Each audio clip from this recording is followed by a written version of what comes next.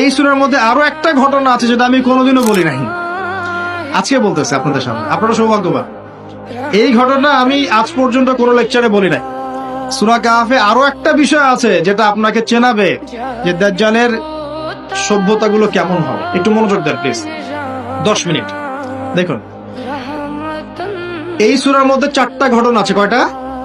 একটা হচ্ছে আসহাবুল কাহফের, একটা যুলকারনাইন আলাইহিস সালাম, একটা মূসা এবং খিদর আলাইহিস সালামের, আর একটা হচ্ছে এই ঘটনা, দুই বন্ধুর ঘটনা, যা আমি কোনো লেকচারে এখনো বলি না।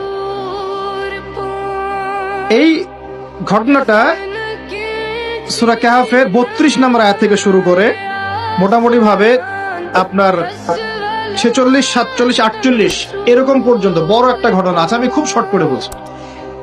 আল্লাহ পাক এই সূরার মধ্যে একটা বিস্ময়কর ঘটনা বলছে। দুই বন্ধুর, কয়জন বন্ধু?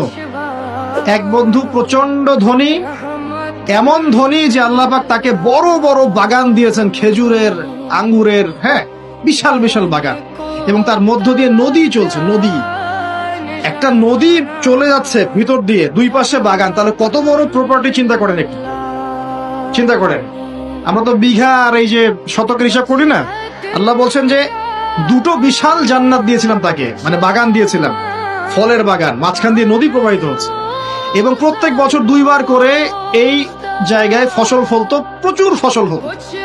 তো এত ধন সম্পদ পাওয়ার পরে এই বন্ধু, মানে এই ব্যক্তি, তার এক গরিব বন্ধুকে নিয়ে এই বাগানে ঢুকেছে। ঢুকে হাঁটাহাঁটি করছে, গল্পগুজব করছে।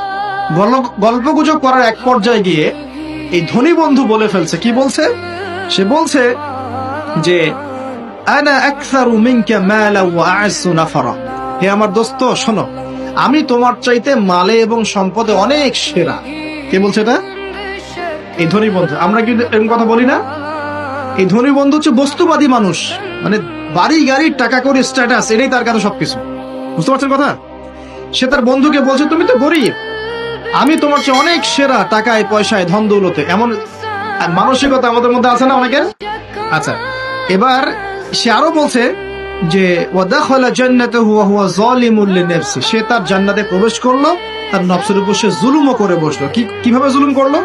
এভাবে সে বলছে, ক্বালা মা আযুন্নু আন তাবিদা হাদিহি আবাদা। কে বলছে এটা? এই ধনী বন্ধু। সে বলছে, হে আমার গরিব বন্ধু, শোনো, আমি মনে করি না, আমি বিশ্বাসই করি না, আমি মনে করি না যে আমার এই প্রপার্টি কখনো ধ্বংস হয়ে যাবে। আমি এটা বিশ্বাস করি না। বুঝতে পারছেন? ওই যে আমি পরকালে বিশ্বাস করি না, কিয়ামতে বিশ্বাস করি না, আখিরাতে বিশ্বাস করি না। কোন সভ্যতা বলেন? আচ্ছা, সে বলছে যে মা আযুন্নু আন তাবিদা হাদিহি আবাদা। আমি বিশ্বাস করি না, আমি মনে করি না যে এই প্রপার্টি কখনো ধ্বংস হতে পারে। ওয়া মা আযুন্নু সাআতা কায়িমা। আর আমি এটাও মনে করি না যে কিয়ামত কখনো হবে। বুঝতে পারলেন কথা? আমি এটাও বিশ্বাস করি না যে কিয়ামত কখনো হবে। তার মানে, শেষ করছি আমি, তার মানে কি? এই বন্ধুটা বস্তুবাদী না? সে পরকালে বিশ্বাস করে না, কিয়ামতে বিশ্বাস করে না। সে তার ধন সম্পত্তির মোহে এত আসক্ত হয়ে গেছে যে সে মনে করে যে এটা কখনো আমার থেকে যাবে না। এমন চিন্তা আমাদের মধ্যে আছে না? এই চিন্তাটাকে আধুনিক পরিভাষায় বলা হয় মেটেরিয়ালিজম। কি বলা হয়? মানে বস্তুবাদ। মানে কি বস্তুবাদ? মানে ভোগবিলাস, বাড়ি গাড়ি, টাকা পয়সা, মত্ত থাকা, পরকাল বলে কিছু না। এই যে মেটেরিয়ালিজম। এখন এই বন্ধুটা বলছে, গরিব বন্ধু, একটু মনোযোগ দেন প্লিজ। এই বন্ধুটা বলছেন, গরিব বন্ধু, যে ক্বালা লাহু সাহিবুহু ওয়া হুয়া ইউহাওয়ারু। গরিব বন্ধুটা তাকে বলছে, আকাফারতা বিল্লাযী খালাকাকা মিন তুরাব।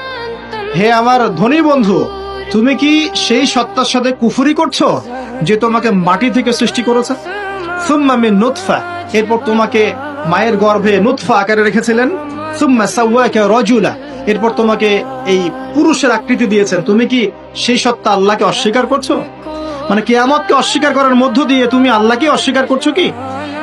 ওয়ালাউলা ইয দাখালতা জান্নাতুক। তুমি যখন তোমার জান্নাতে ঢুকলা, তুমি এটা কেন বললা না যে লা কুওয়াতা ইল্লা বিল্লাহ, মাশাআল্লাহ, লা কুওয়াতা ইল্লা বিল্লাহ, মাশাআল্লাহ, আল্লাহ পাক কি চমৎকার জান্নাত আমাকে দিয়েছেন, লা কুওয়াতা ইল্লা বিল্লাহ, আল্লাহ ছাড়া কোনো শক্তি সামর্থ্য নাই। এমনটা কেন বললে না? এমনটা না বলে কেন এইটা বললা যে ওয়া মা আযুন্নু সাআতা কায়িমা। আমি বিশ্বাস করি না যে কখনো কিয়ামত হবে, আমি বিশ্বাস করি না যে এটা কখনো ধ্বংস হবে। এমনটা কেন বললা? তুমি কেন কুফরি করো? এরপর যেটা হয়েছে, আল্লাহ রাব্বুল আলামিন এই যে বন্ধু, গরিব বন্ধু, তাকে দুনিয়া এবং আখিরাতে বিশাল নেয়ামত দিয়ে দিয়েছেন, আর এই ধনী বন্ধুর জান্নাতটাকে আল্লাহ পাক এক রাতের মধ্যে ধ্বংস করে রেখে দিয়েছেন। এক রাতের মধ্যে পুরো জান্নাতকে ধ্বংস।